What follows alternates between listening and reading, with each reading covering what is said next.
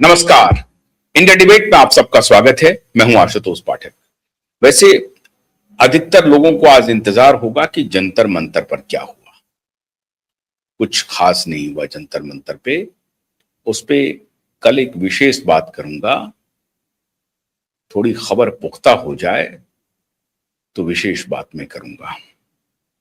लेकिन अभी एक खबर आ रही है पश्चिम बंगाल से।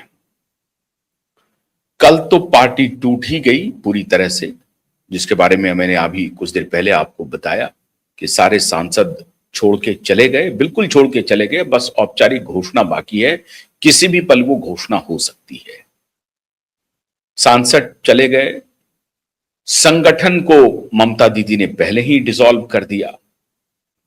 लेकिन पूरे पश्चिम बंगाल से, नंदीग्राम हो, संदेश खाली हो, 24 परगना हो, साउथ नॉर्थ दोनों 24 परगना हो, कोलकाता हो, हर जगह टीएमसी के नेताओं के ऊपर डंडे बरस रहे हैं और अंडे बरस रहे हैं। डंडे पुलिस बरसा रही है। डंडे मतलब लिटरल मीनिंग नहीं कि डंडा लगने लगा, लेकिन अभी अभी शुभेंदु अधिकारी ने एक आदेश दिया कि संदेश खाली की जांच की जाए। संदेश खाली का मैं एक वीडियो आया है, अगर मैं वो दिखा सकता हूं तो ये मैं दिखाता हूं कि किस प्रकार से आपने देखा होगा। संदेश खाली में एक नेता है श्रीमान रॉबिन। ये देखिए, ये संदेश खाली से, ये पानी से, ये देखिए तालाब से ये हथियारों का जखीरा निकाला जा रहा है। ये पुलिस के जवान जब श्रीमान रॉबिन को कब्जे में किया तो रॉबिन की निशानदेही पे ये जखीरा हथियारों का एक छोटे तालाब से निकाला गया। मतलब वो भागता भागता क्या हुआ तो तालाब में फेंक दिया इस हथियार को। और जब पुलिस वहां पहुंची, रॉबिन को गिरफ्तार किया। रॉबिन की गिरफ्तारी से पहले पूरे संदेश खाली में टीएमसी के गुंडों के खिलाफ, संदेश खाली कौन सा जगह है? संदेश खाली जगह है शाहजहां शेख का। अब आप इसी से अंदाजा लगाइए, जो शाहजहां शेख कहता था कि हां, कहता है अभी भी, अब तो खैर वो जेल में है। शाहजहां शेख कहता है कि हां, मैं बांग्लादेशी हूं और यहां की जितनी महिलाएं हैं वो मेरी कीप हैं, वो मेरी रखैल है। और ममता जी की सरकार कुछ नहीं कर पा रही थी। जिस प्रदेश में महिला मुख्यमंत्री हो, 11 महिला सांसद हो, आज ममता जी ने 3 जो पोस्टिंग की है अपने पार्टी की, पुरानी कमेटी को डिसॉल्व करने के बाद, वो 3 के 3 महिलाओं को दिया है। उस महिला मुख्यमंत्री का मैं हैरान हूं कि संदेश खाली के इस गुंडे के साथ ममता जी ने कोई बर्ताव क्यों नहीं किया। इसी संदेश खाली में अब देखिए, जब शुभेंदु सरकार का डंडा चल रहा है और एनआईए की टीम पश्चिम बंगाल में रेड कर रही है। ध्यान रख लीजिए आप, पश्चिम बंगाल पुलिस जो अपने इनपुट पे काम कर रही है वो तो कर ही रही है। एनआईए की, नेशनल इन्वेस्टिगेटिव एजेंसी की टीम पूरे पश्चिम बंगाल में सूचनाएं इकट्ठा कर रही हैं और गिरफ्तारी कर रही है, क्योंकि पूरे पश्चिम बंगाल को ममता दीदी ने बांग्लादेश बना दिया था। और अब अगर किसी को भी कोई आपत्ति हो तो इन तस्वीरों को साफ साफ देख लें। ये तस्वीर देखिए आप, गिनती हो रही है, जो हथियारों का जखीरा मिल रहा है ये वहां गिनती हो रही है।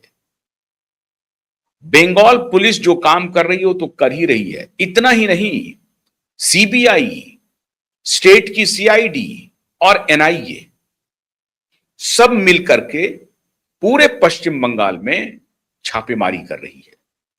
छापेमारी के बाद क्या हो रहा है, जहां जहां एनआईए की टीम पहुंच रही है, जहां सीबीआई की टीम पहुंच रही है, जहां लोकल सीआईडी की टीम पहुंच रही है, इससे स्थानीय लोगों में भरोसा जग रहा है कि वो अब प्रोटेक्टेड हैं, सुरक्षित हैं।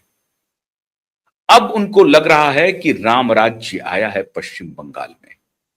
ये जैसे ही वो कंफर्म हो रही हैं या हो रहे हैं, महिलाएं और पुरुष दोनों, कि अब हम प्रोटेक्टेड हैं, हमारे ऊपर कोई अब गुंडा हमला नहीं करेगा, हमारी बहू बेटियों की इज्जत पर कोई हाथ नहीं डालेगा, ये जैसे ही कंफर्मेशन होता है अलग अलग जगहों की आबादी को, चाहे वो नंदीग्राम हो, संदेश खाली हो, उत्तर 24 परगना हो, दक्षिण 24 परगना हो, सोनारपुर हो, जहां कहीं भी इनको लग रहा है, चाहे वो आसनसोल हो, चाहे वो मालदा हो, मुर्शिदाबाद हो, किसी भी जगह जहां भी उनको लग रहा है कि सेंट्रल टीम यहां पर है, सेंट्रल फोर्सेज हैं, सीआईएसएफ के जवान जा रहे हैं, और कहीं कहीं तो मिलिट्री के भी जवान दिखाई पड़ रहे हैं। ये जो पूरा आपको सिलीगुड़ी का इलाका है, नॉर्थ ईस्ट, जो मिलिट्री का चलते रहता है ट्रांजिशन, उनकी भी चहलकदमी बढ़ रही है उन इलाकों में।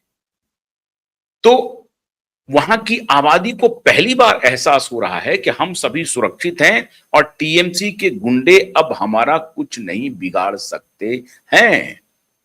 जैसे ही वो कंफर्म होते हैं, वो अंडा और डंडा दोनों लेकर के निकल जा रहे हैं सड़क पर। अंडा डंडा दोनों के साथ सड़क पर निकल जा रहे हैं। पश्चिम बंगाल की जनता इतना गुस्सा है टीएमसी के गुंडों को लेकर के। मैं हैरान हूं कि ममता बनर्जी क्या इस पोजीशन में हो पाएंगी कि वो बंगाल की सड़कों पर बिना सिक्योरिटी के चल पाएंगी। मुझे शक है, जिस तरह से लोग गुस्से में है, कि ममता बनर्जी पर भी ना कहीं कोई अंडा फेंक दे। बड़े बड़े ये जो रॉबिन हैं, ये रॉबिन हुड कहलाते थे अपने इलाके में, मिस्टर रॉबिन। ये संदेश खाली के हैं। क्यों? क्योंकि संदेश खाली में बड़े भाई जो थे वो इनके झंडा बरदार थे, शाहजहां शेख, जो खुलेआम कहते थे कि मैं बांग्लादेशी हूं, जिनको जो उखाड़ना है उखाड़ लीजिए। तो शाहजहां शेख के इलाके में मिस्टर रॉबिन को जब पुलिस ने पकड़ा, उनके गर्दन को दबोचा, तो उनके निशानदेही पर यह हथियार का जखीरा मिला है।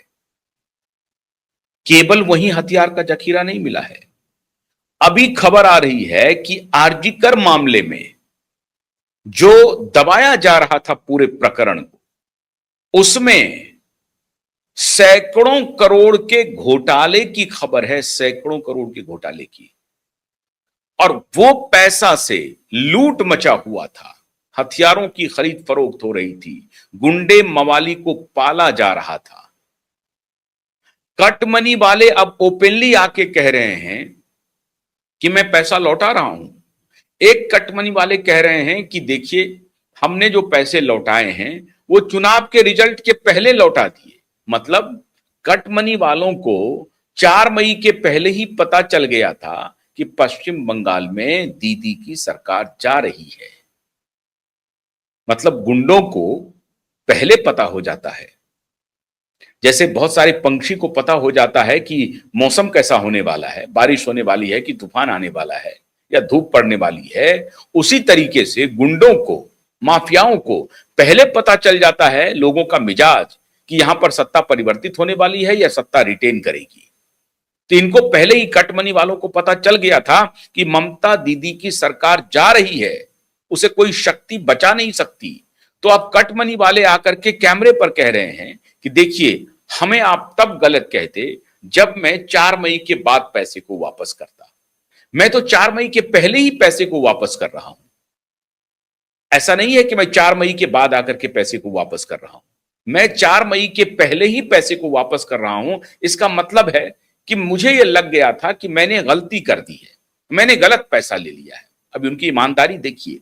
अगर आप उनकी इस बात को मान भी लें एक पल के लिए कि ठीक है, वो 4 महीने के पहले ही पैसे लौटा रहे हैं, तब भी क्या इसे सही कहा जा सकता है?